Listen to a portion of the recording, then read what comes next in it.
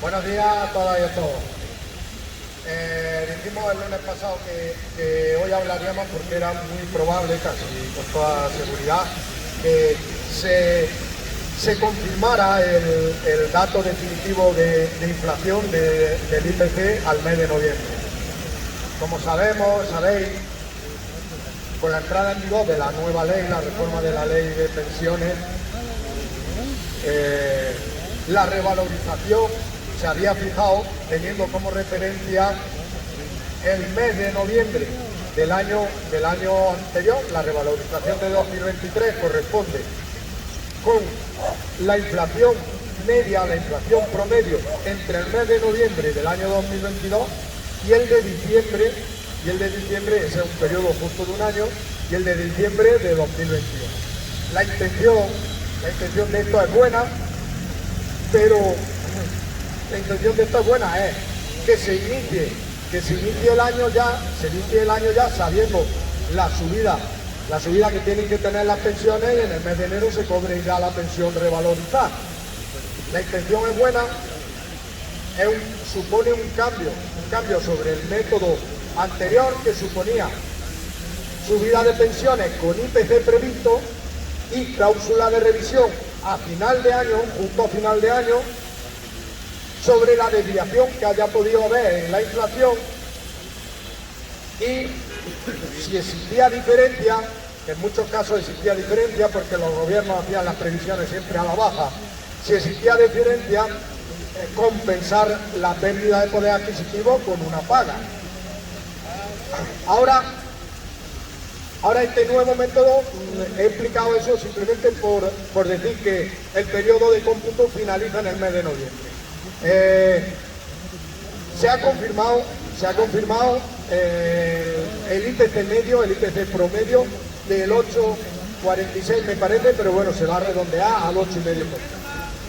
Con eso las pensiones a primero de año subirán el 8,5%.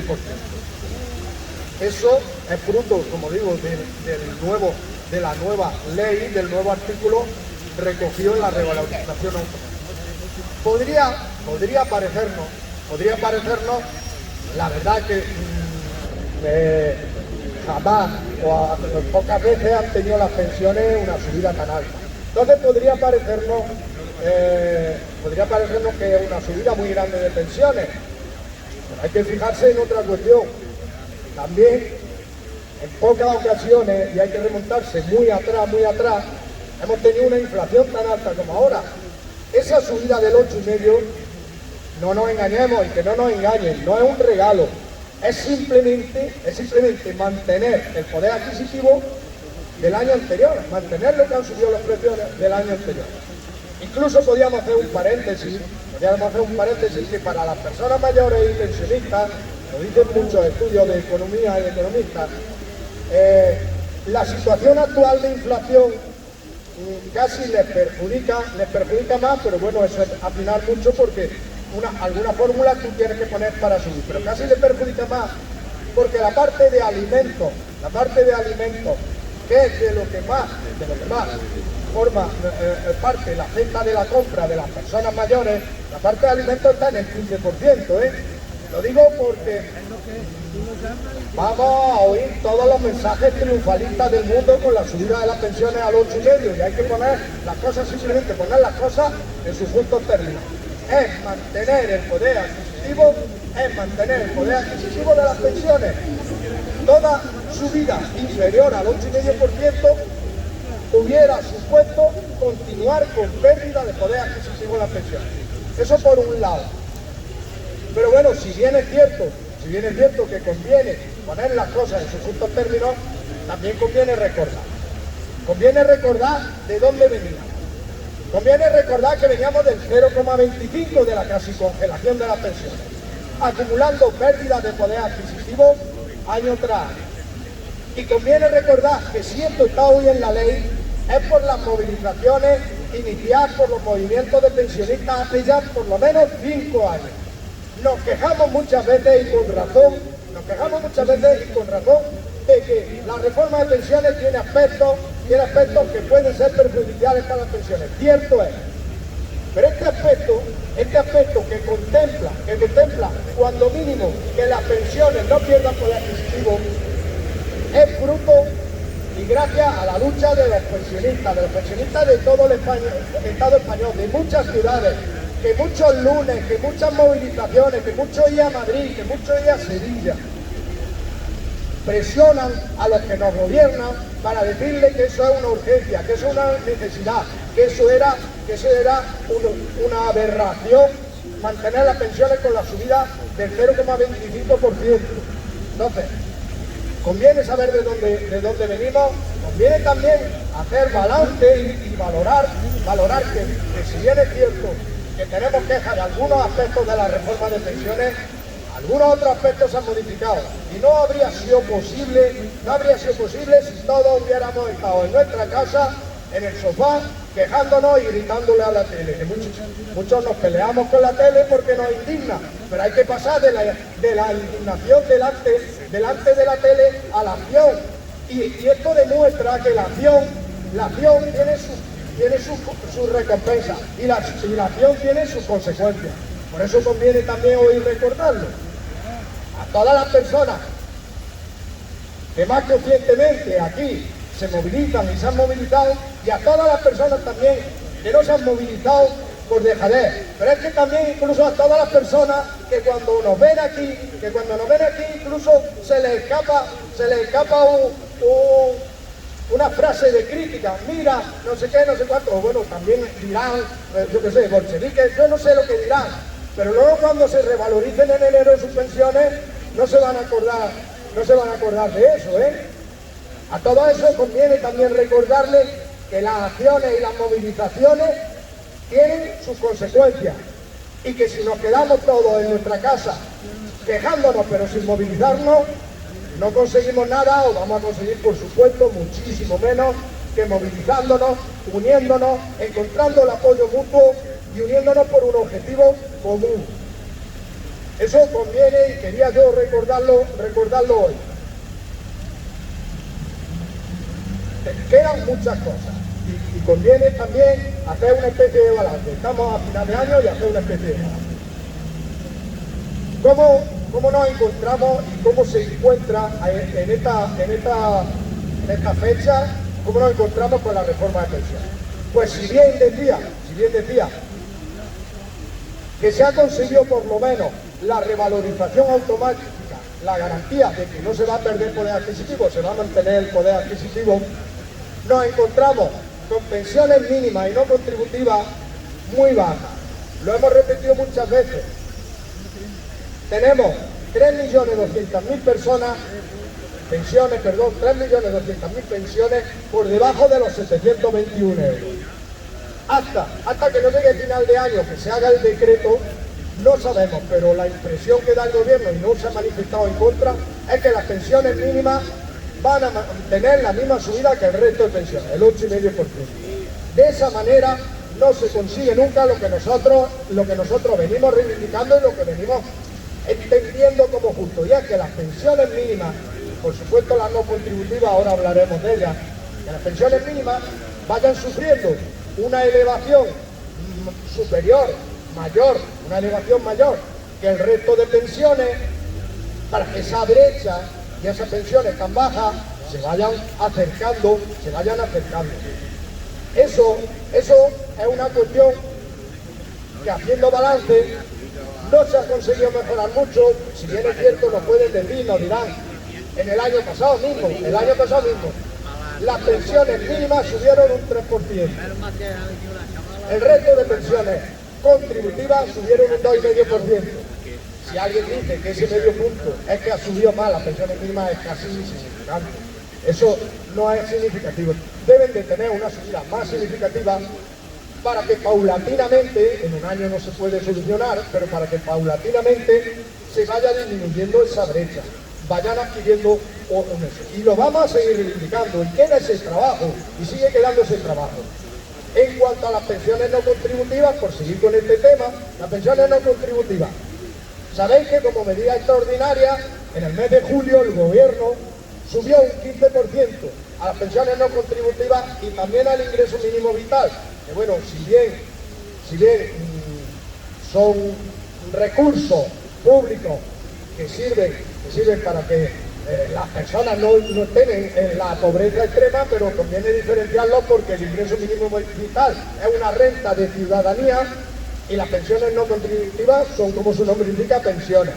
Pues digo, las pensiones no contributivas se elevaron de forma excepcional y temporal hasta el 31 de diciembre el 15% para hacer frente a esa escalada de precios tan grande y especialmente a la escalada de precios en alimentos y, por ejemplo,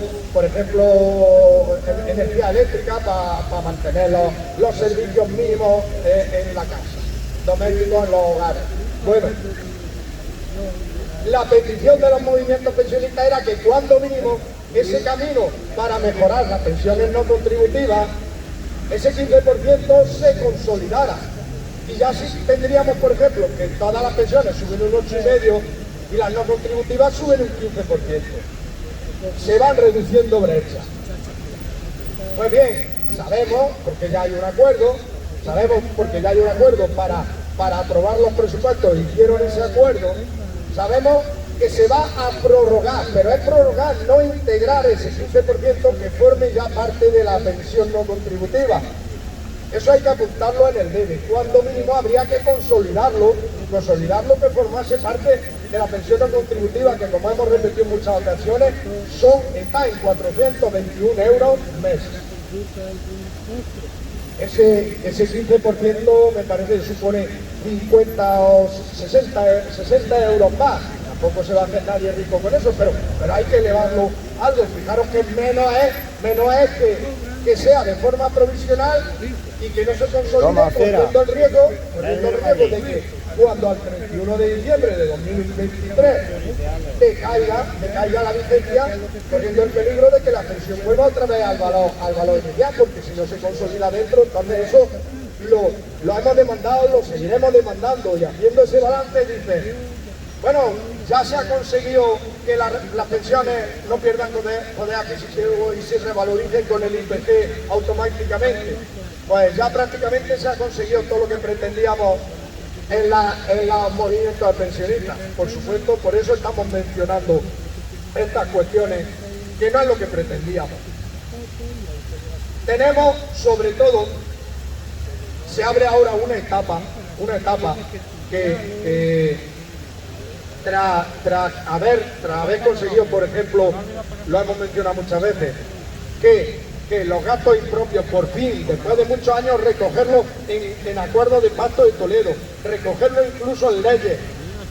Por eso decimos que se le debe un dinero a la Seguridad Social, porque estaba recogido en la ley apartar los gastos impropios ya en 1995, luego en 1999, y sin embargo no se hacía. Queda pendiente, sobre todo, muy importante, la garantía del mantenimiento del sistema público de pensiones para el futuro. La garantía para las pensiones futuras. Garantía que ciframos en tres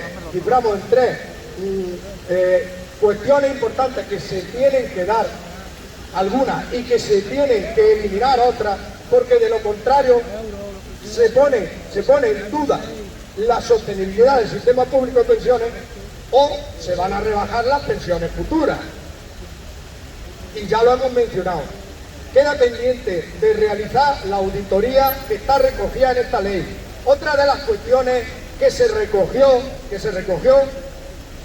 gracias al empuje, gracias a las peticiones, gracias a las reivindicaciones de las plataformas de pensionistas. Se recogió en la ley. En la ley está recogido que en el paso de un mes, al paso de un mes desde la entrada en vigor, que fue en enero, se debería de encargar la auditoría, y que en el paso de 6 meses debería de estar la auditoría realizada. Pues bien, la auditoría no está ni encargada, y venimos reivindicándolo, y estuvimos, una de las reivindicaciones principales de este 15 de octubre en Madrid al gobierno fue esa. Las reuniones que hemos mantenido con los grupos parlamentarios, las exigencias han sido directas, quiero que lo sepáis, las exigencias han sido directas. Le hemos interpelado directamente a todos los grupos parlamentarios, a unos más con las responsabilidades que tienen de gobierno y a otros con la responsabilidades que tienen de sacar las leyes a aprobación y la responsabilidad que tienen de haber sido los grupos que la han apoyado para que la aprueben, y le hemos interpelado directamente, le hemos dicho, es que no vaya a cumplir la ley, es que no vaya a cumplir con la auditoría. Las respuestas son que sí, pero de momento no están cumpliendo. No se atreven a decirnos que no van a cumplir, pero la realidad es que estamos ahí. Y como digo, esa cuestión es primordial, lo hemos mencionado en muchísimas ocasiones. Solo el Tribunal de Cuentas, que hizo un estudio hasta 2018, entre 1989 y 2018, de los gastos destinados de las cotizaciones de los trabajadores de la Seguridad Social a dos conceptos, solo dos conceptos, hay otros 8 o 10 conceptos más. A dos conceptos cuantificó y estudió dos conceptos el Tribunal de Cuentas: los gastos de complemento a mínimo y los gastos sanitarios, que, como digo, en 1989 ya estaba recogido que los gastos sanitarios, como se habían transferido a las comunidades autónomas y ya por la vía del Estado, del presupuesto del Estado, se le hacía la transferencia, la Seguridad Social no tenía que asumir gastos sanitarios que estaba asumiendo. Pues bien, entre el 89 y me parece que hasta 2003 no se separaron los gastos sanitarios, pero es que hasta 2013 no se dejaron de abonar los complementos a mínimos de las cotizaciones de la Seguridad Social. Pues bien, solo cuantificando esos dos conceptos, no todos los conceptos que ha asumido la Seguridad Social a lo largo del tiempo, que no le correspondían, de gastos del Estado que no le correspondían, que correspondía asumirlos con impuestos y con presupuestos, no con cotizaciones, lo cuantificaba en 103.000 millones de euros. Está ahí el estudio. Fue parte del argumento que nos daba fuerza a nosotros, porque además la pregunta era, bueno, y si nos cuantificamos todos los gastos, que lo hemos mencionado muchas veces, gastos de fomento de natalidad, gastos de fomento de conciliación familiar, gastos que son muy necesarios para un Estado de bienestar, para un Estado que se preocupe por el bienestar de su ciudadanía, pero que se tienen que asumir vía presupuesto. Lo que no se puede es hacer la trampa de sacarlo de las cotizaciones a la Seguridad Social, y luego cuando llega primero de año, cuando llega medio de año o final de año como llegaba, nos salía el anuncio del gobierno y el artículo periodístico de que el Estado había hecho un préstamo a la Seguridad Social para pagar la paga extra, porque no llegaba para pagar la paga extra. ¿Os acordáis de todo eso, no? Encima dando la impresión de que de los impuestos había que pagar la cotización. Lo que demuestra la auditoría y lo que demostraría la auditoría, y de ahí el empecinamiento, de ahí la importancia, lo que demuestra que el sistema público de pensiones ha sido suficiente y además excedentario durante muchos años.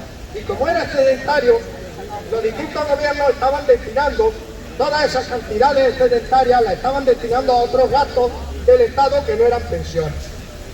Lo que supone una trampa y crear la impresión de que el sistema público de pensiones no es sostenible. Tiene mucha importancia. Segunda cuestión que hace pensar que lo importante ahora y la etapa importante que se abre es la de esclarecer y arrojar luz sobre el sistema público de pensiones, la sostenibilidad del sistema público de pensiones, sobre todo para el futuro. Los planes privados de pensiones de empresas. Si bien decía antes que, por ejemplo, gracias a las movilizaciones se ha conseguido la revalorización automática de las pensiones, también hay que reconocer que algunas otras cuestiones no se han conseguido. Una de las que teníamos era el rechazo a estos planes, porque los analizamos que en el futuro, con la implantación de estos planes, la pensión pública se debilitará poco a poco, porque parte de las cotizaciones, a partir de que en una empresa, a través de la negociación colectiva, los representantes de trabajadores y empresas se pongan de acuerdo en destinar una parte del salario, una parte de la subida, como ya se ha hecho en algunas empresas, subidas salariales, por ejemplo, del 3%. Pero en la negociación colectiva se ha previsto que un 1% de esa subida es para el plan de empleo de empresas. Pues bien, fijaros cómo actúa esa cuestión. Esa cantidad, la que dedica la empresa y la que dedica el trabajador al plan de empleo de empresa, esa cantidad no cotiza. Esa cantidad queda exenta hasta un máximo de 421 euros, me parece, por año, queda exenta de cotización. Deja de entrar en el circuito de las cotizaciones. Pasa a ser gestionada por entidades financieras que tienen mucho interés en que eso se implante porque es otra forma de vender su producto financiero. Producto financiero que algunos dirán, bueno, ya lo vendían antes, existían los planes de pensiones privados. Sí, señor, existían los planes de pensiones privados individuales, de carácter individual, que se podía asumir de forma individual voluntariamente, que cada uno tenía la libertad. Pero si ahora en la negociación colectiva una parte de la subida salarial se destina ahí, es una parte que se detrae de las cotizaciones. ¿Cómo va a operar eso? Pues va a operar que las pensiones, la bolsa de las cotizaciones va a tener una cantidad menor en la medida que se vaya destinando de entrada a lo que propone la ley. Eso va a tener una cantidad menor, presiona a la baja el poder mantener el mismo nivel de pensiones contributivas públicas. Rebajaría algo las pensiones contributivas públicas con la esperanza de que se complementan y la promesa de que se complementan con los planes de empresa, pero sabemos cómo funcionan y cómo han estado funcionando.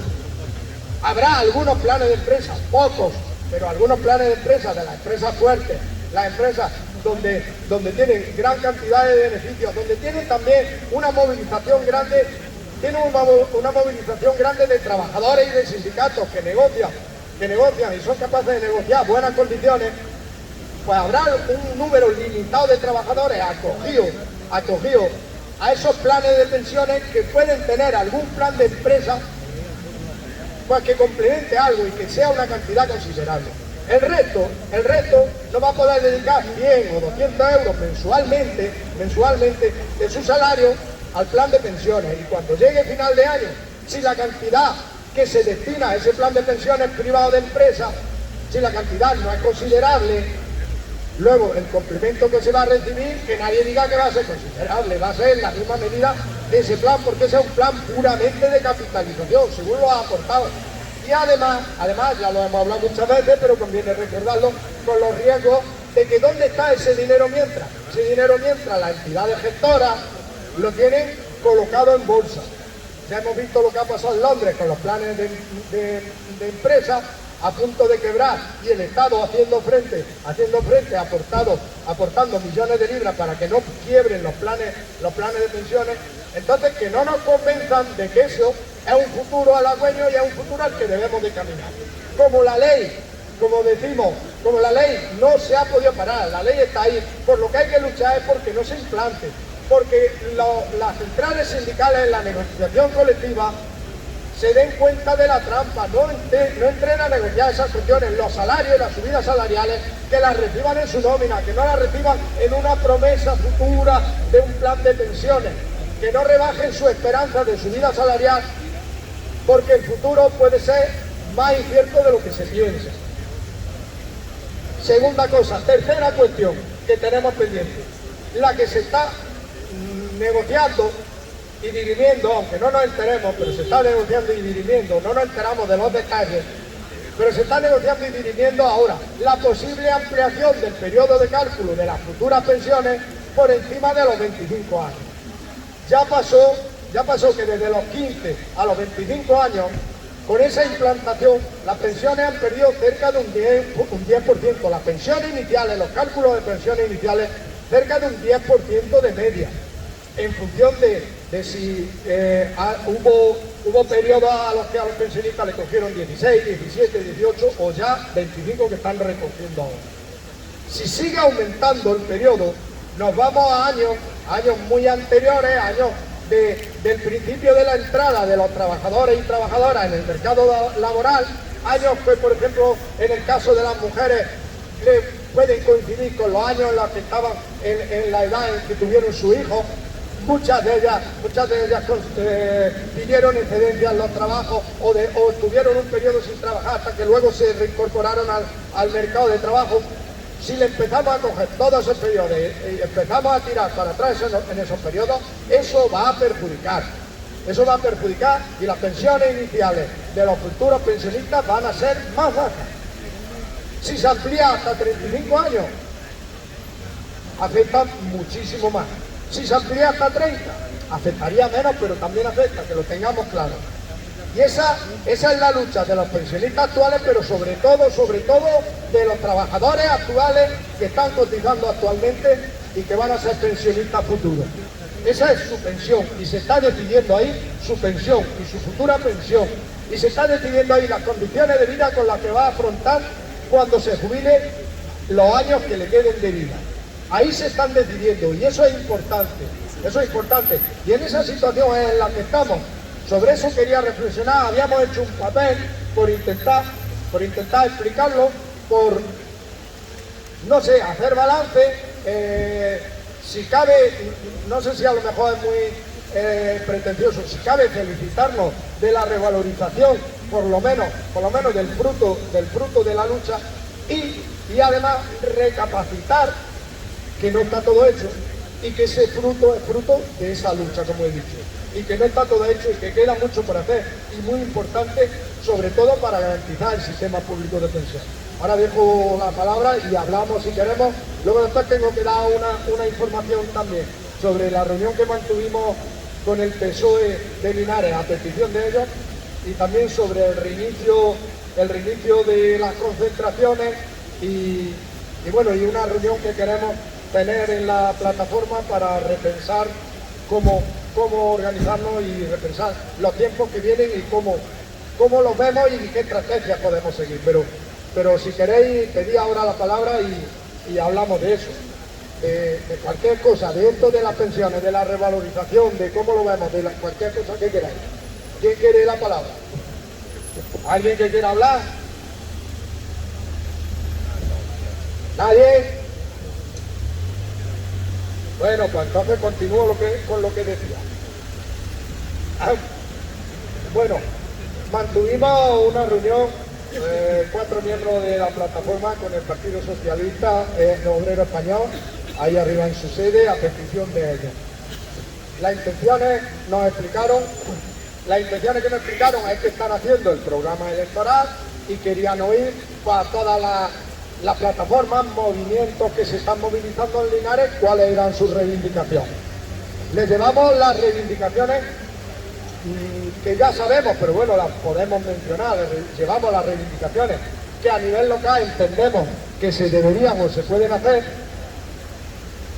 y también las reivindicaciones en las que ellos tienen que trasladar, influir o intentar influir entre administraciones superiores, como es la Junta de Andalucía, porque son competencias de Junta de Andalucía, o el Estado Central, porque sean competencias del Estado Central. Les dijimos, sobre todo, de aquí en Linares, hicimos mucho hincapié en que una reivindicación no satisfecha y que es histórica de Linares y por la cual la plataforma ha luchado. La plataforma de Linares recogió 4.500 firmas en Linares por la apertura y puesta en funcionamiento del geriátrico como servicio para toda la comarca. Pues eso no tiene un carácter solo local. Perdonad. Como decía, eso no tiene un carácter solo local. Les hicimos muchísimo hincapié en que eso es una reivindicación de un servicio público, un recurso público que tendría que prestar un servicio público para Linares, que podía comenzar con un centro de día en condiciones, no como el centro de día que tenemos, que no reúne las condiciones por falta de espacio, un centro de día en condiciones donde se presten todos los servicios de cuidados sanitarios como lúdicos, un centro de día en condiciones en el geriátrico, que puede ser comarcal, donde lleven a las personas con autobús y después vuelven a su casa. Podía comenzar con eso, podía comenzar con el centro de cuidados intermedios paliativos para toda la zona norte y nordeste de la provincia de Jaén, podía comenzar como sea, pero lo importante es la voluntad, tener voluntad, y a eso le apelamos. Lo importante es tener voluntad. Si se tiene voluntad, se comienza como sea, ¿de acuerdo? Y sabemos que un edificio de 7 o 8 plantas, con las dimensiones que tiene eso no se rehabilita de golpe y se pone en funcionamiento de hoy a mañana. Pero lo principal es la voluntad de a eso, darle una utilidad para las personas mayores y darle una utilidad para Linares, que repercutiría además en el empleo en Linares, en el sector de los cuidados y en el sector de los servicios sociosanitarios. Le trasladamos eso, le trasladamos lo que ya habíamos trasladado anteriormente al alcalde. La petición de bonificación del precio de los autobuses para las personas pensionistas que cobren pensiones mínimas. Bonificación del 100% en los autobuses para las personas que cobren pensiones mínimas, ligado a la renta. No para todas, extensible para todas las personas, sino ligado a la renta, porque no todos los pensionistas cobran lo mismo. Le planteamos que desde los servicios sociales se agilice, servicios sociales o asuntos sociales del ayuntamiento, se agilice la tramitación de la dependencia, que no está avanzando, que no avanzan en los plazos, que se pasa mucho tiempo entre la solicitud y el reconocimiento de la dependencia, y luego otro tiempo entre el reconocimiento de la dependencia y el recibir la prestación en forma de ayuda, o como sea, recibir la prestación. Se pasa mucho tiempo. Esos plazos no podemos darlos por buenos y asumirlo como normal. Y la parte que le corresponde al ayuntamiento de tramitación es una demanda y un clamor de la ciudadanía. No se puede dejar eso como normal. También en el mismo sentido de los asuntos sociales y de las trabajadoras o trabajadores sociales de los que dispone el ayuntamiento, que se destinen recursos a ayudar en la solicitud del ingreso mínimo vital. Sabemos que no es competencia del ayuntamiento, es competencia del INS, pero como todas las solicitudes, tenemos la brecha digital que se está poniendo para las personas que no tienen recursos o no tienen medios o no saben hacerlo, que el ayuntamiento les acompañe y les ayude, porque nos damos con la situación y la paradoja de que de los potenciales receptores que reúnen requisitos para recibir el ingreso mínimo vital con datos del mismo ministerio, contrastados del mismo ministerio, solo se está llegando a un 60-70%. Ese otro 30% se está encontrando con una barrera para esa tramitación. Que desde el ayuntamiento se intente ayudar y eliminar esa barrera. Luego, en cuanto a lo que respecta de otras administraciones, le dijimos que es primordial poner freno al deterioro de la atención sanitaria que se está produciendo. Y desde el ayuntamiento tienen que hacer lo que sea, y presionar como sea y acompañar como sea. La atención sanitaria día a día se va deteriorando. La primaria, la atención especialista, la asistencia a los especialistas, la asistencia a pruebas diagnósticas. Desde el ayuntamiento tienen que ponerse medios, desde el ayuntamiento se tiene que hacer lo que se pueda. Esto no puede continuar con ese deterioro. Les transmitimos que aquí, en concreto en Linares, no podemos seguir con este aislamiento, estando en las líneas centrales del ferrocarril, quedarnos prácticamente aislados. Eso sí que es una paradoja en la que vamos, da casi vergüenza pensar. Da casi vergüenza pensar que estando estratégicamente y geográficamente en las líneas centrales del ferrocarril, den la vuelta, unas líneas por un lado, otras líneas por otro, y nos quedemos sin comunicaciones con ferrocarril. Estamos sin comunicaciones en la estación de Baeza, sin comunicaciones directas con Córdoba, Sevilla, Cádiz. No tenemos comunicaciones directas, tendremos que ir a Andújar, tendremos que ir a Teruel, tendremos que ir a cualquier otra estación si queremos coger un tren.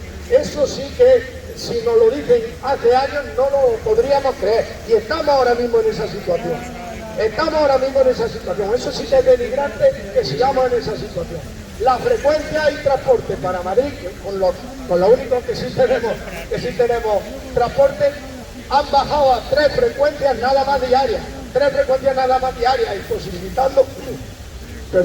imposibilitando en muchas ocasiones los viajes, porque el que tiene que hacer viajes por gestiones o lo que sea, los horarios muchas veces no le convienen, no le vienen bien, llega a Madrid tal vez a la 1 de mediodía y no le vale para solucionar la cosa. Eso redunda en que no se coge el tren y sirve de excusa para decir, como se coge poco el tren, voy a quitar todavía más frecuencia. No podemos seguir en la espiral esa, hay que potenciar el tren de cercanía, hay que potenciar la frecuencia de transporte de la estación Linares Baeza. Eso le transmitimos al ayuntamiento para que en lo que competa a la Junta de Andalucía se lo exija y sea exigente, al ayuntamiento, perdón, al PSOE, para que sea exigente, y en lo que competa a la administración central para que siga siendo igual de exigente. No sé qué otra cosa era. Puede que me haya despistado. Bueno, y una cosa que es común a todas las administraciones, que ya la hemos comentado aquí, poner remedio a la brecha digital que se está produciendo, que afecta especialmente a las personas mayores. Poner remedio con asistencia personalizada. Se valora y valoramos positivamente todos los avances tecnológicos que sirven para facilitar trámites, para evitar desplazamientos, para evitar muchas veces incluso que personas para hacer un trámite tengan que pedir un permiso en el trabajo o lo que sea. Nos parece muy bien, no nos vamos a oponer, ¿cómo nos vamos a oponer a cualquier avance? Pero esa misma agilización tendría que servir para no dejar atrás a nadie, para no dejar atrás sobre todo al sector de las personas mayores, que cada vez se está encontrando más problemas en sus tramitaciones y en sus relaciones con la administración. Bien sea porque hay que pedir cita, no sé pedirla, o cuando la voy a pedir está colapsado, o cuando tengo que tramitar no me permite tramitación física. Hay muchos trámites que solo permiten tramitación telemática. Entonces, paralelamente a todos los avances, se tiene que seguir manteniendo una vía de atención física, una vía de atención personal a todas las personas que lo quieran, que sabemos que esos potenciales usuarios van a ser sobre todo personas mayores. Y eso afecta transversalmente a todas las administraciones, administración local, administración autonómica y administración estatal. Bueno, esas fueron las peticiones que hicimos.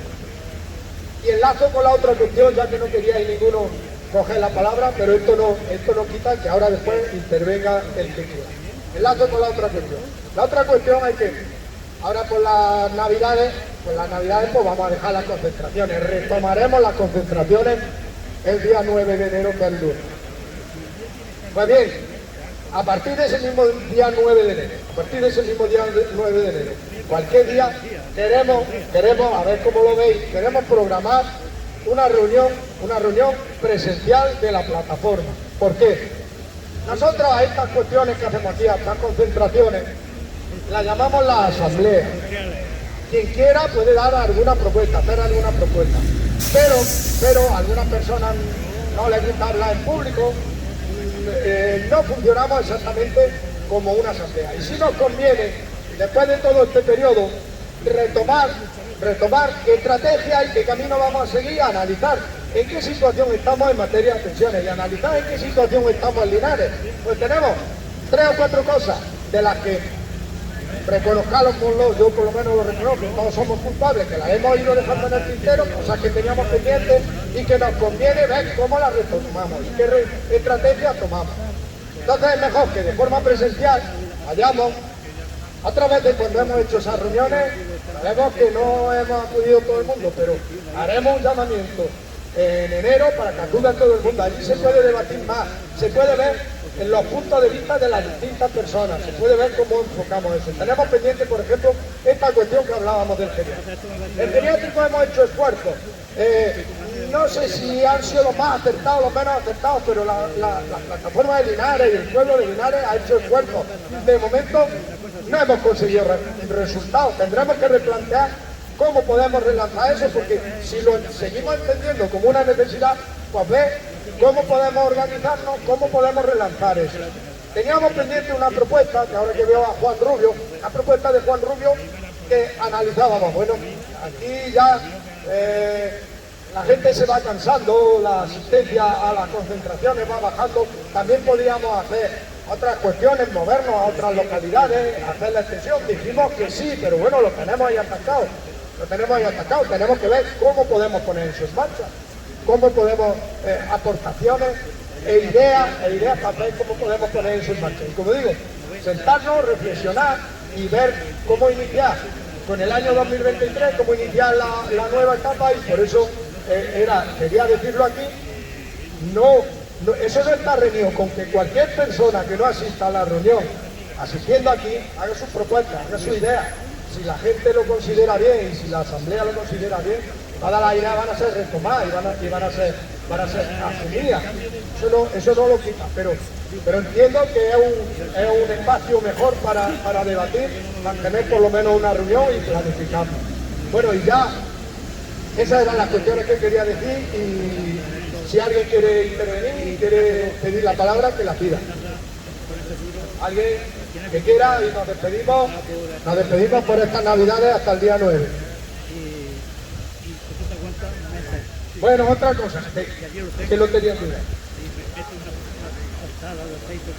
De la lotería que solicitamos al Movimiento Andaluz en Sevilla para la plataforma, aún quedan 3 décimos. Si alguno lo quiere, bien, si no, ya no lo jugaremos. Aún quedan 3 décimos. Si alguno quiere, bien. Otra cosa, esperamos también que esa misma lotería que mencionamos, a ver si hay suerte y nos tocara, y el lunes día 9 de enero nos vemos aquí, por lo menos, a lo mejor con el mismo cabreo, pero un poquillo más, con una cara un poquillo más de satisfacción. Y bueno, si no tenéis nada más que decir, nos despedimos, y gracias a todas y a todos por la atención, por la presencia, por el apoyo mutuo que nos damos aquí todos. Y el lunes 9 de enero, recordad, el lunes 9 de enero nos vemos aquí en la concentración. ¿De acuerdo? Muy bien.